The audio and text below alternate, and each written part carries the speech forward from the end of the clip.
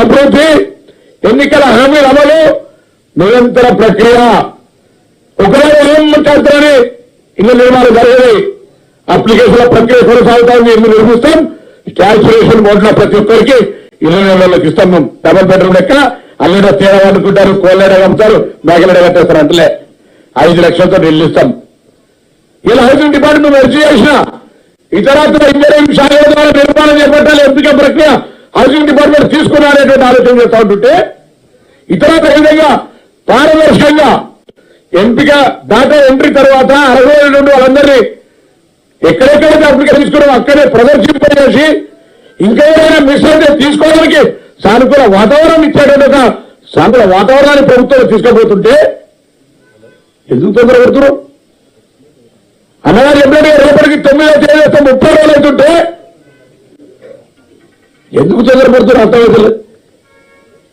ఇటువంటి పరిస్థితుల్లో మళ్ళీ తెలంగాణ యావత్ ప్రజలకు మాట అంటే ఇప్పటివరకు మేము 2014-15లో కూడా చాలూ చేస్తా ఉన్నాం. ఒక్క పథకం మేము అమలు చేయాలంటే చూపెట్టండి.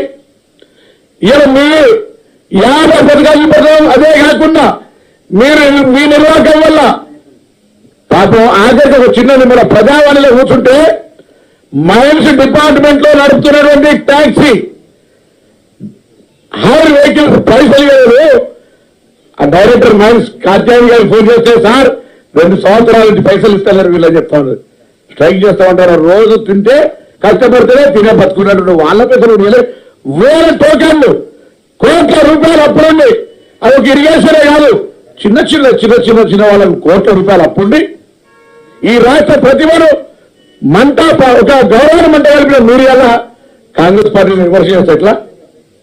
అందుకే మళ్ళీ చెప్తాను, కొద్ది రోజులు దయచేసి యావత్ పత్రికా మిత్రులు కూడా వాస్తవాలు కొద్ది రోజులు ఒకసారి మాకు కూడా బ్రీతింగ్ టైం అంటే సాహసం మా ప్రక్రియ మేము కూడా విత్ ఇన్ 48 అవర్స్ ఇంత పెద్ద సక్సెస్ఫుల్ గా 6.5 కోట్ల 0 టికెట్లు విక్రయించి ఒకవైపు మహిళలంతా ఆర్టిస్ట్ కోసం ఉచితంగా ప్రయాణం చేస్తే దాన్ని కూడా అసహనంతో ఆటో డ్రైవర్ల చోటు ధర్నా చేస్తాం. అంతా టీఆర్ఎస్ లో మా ఊరు రూమ్ సింగ్ కాల్చి మొదలెట్టుకుంటే మొత్తం టీఆర్ఎస్ లో ఉన్నది కాకుండా ఆటో కార్మికులు బంగారు జీవితం గడిపినట కాంగ్రెస్ రాగానే వాళ్ళ జీవితాలు బుక్ అయిపోయి కూడా ఆత్మహత్య చేసుకున్నారు.